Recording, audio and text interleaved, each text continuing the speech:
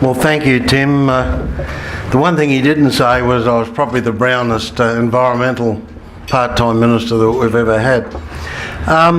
Look, Tim, thank you very much, and thank you for the opportunity to be guest speaker at Farm Rise. It's been quite a while since we've been up here, but it has a great name for having an interest in the thing that matters most. Well, to me and to most of my colleagues. Well, certainly in the National Party anyway, but we've got a lot of people in the Libs who are also vitally concerned with what happens agriculturally, as obviously all you have. Look, today you've asked me to talk about the issues that matter to us, and I will do that, and I will start by giving a little rundown on something most of you probably know on the back of your postage stamps, but it doesn't hurt any of you to hear again just what agriculture does in our part of the world. For example, during the global financial crisis, the farming sector kept this nation out of recession. Well, to the extent that it was coming out of drought, and it was the only double-digit growth that was in Australia at the time, and we did not slip into recession. If agriculture kept on like it was, it would have. Our agricultural production drives 155 billion a year in economic production, which is over 12% of GDP, about 1.6 million jobs and 32 billion a year in farm exports. In our Australian agriculture, we have seen an amazing productivity growth in the order of 2% for well over 30 years. In fact, we've always said the only thing that kept us out of going broke was productivity increases rather than prices, and we currently feed 60 million people a year. Our technology probably feeds 400 million, and if we had sensible water catchment technology and the use of the latest management techniques, as well as very sensible development of Northern Australia, we could probably feed 120 million people or more in the future. In fact, we'll probably have to. If the world population rises from 7 million, as it recently has, as recently figured, to over 9 billion by 2050, a figure we hear all the time, the world is facing something like a 70% increase in food demand. And one simple OECD statistic says it all. You've probably heard this recently, but by heaven it's true.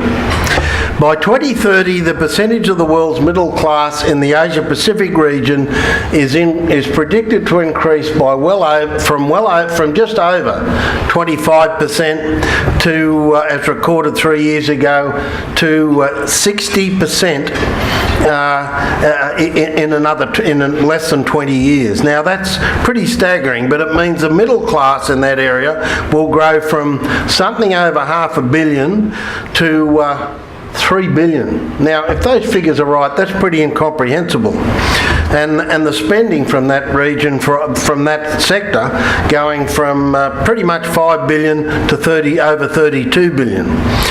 There is one thing of which I am totally convinced, that the Asia's middle class will be the future for Australia's clean, green agricultural products. Hopefully, and I say hopefully because, you know, I can remember a previous president, Michael Tooth, talking about Asia 20 odd years ago as to what it was going to do for Australian agriculture, and it's never quite come true. But recently, I think it is starting to come true, particularly with things like red meat, as that middle class develops a taste for something that's pretty irresistible. And I think, I believe, Australia's agricultural future is linked to the Asian Pacific middle class. And I stress that because I guess the truth is that simply feeding the world is not something that will keep us profitable, because most of the world won't be able to afford most of what, or the high value of what we produce. Our broadacre products may have a role in feeding the general region, but only the middle class will sustain our agricultural future, always assuming that Australian governments assist rather than impede agriculture. And while you grapple with those figures I've mentioned, let's talk about food security. And our side of politics, the Coalition, takes the issue incredibly seriously. So much so that I was actually the first minister or shadow minister appointed with that title in Australia. On food security, I think the thing we have to do, we actually have to decide what we're talking about. Are we talking about enough to eat? Well, if you're an Asian, probably. In Australia, no, it's about much more than that, and I'll come to it. We are a major food exporter.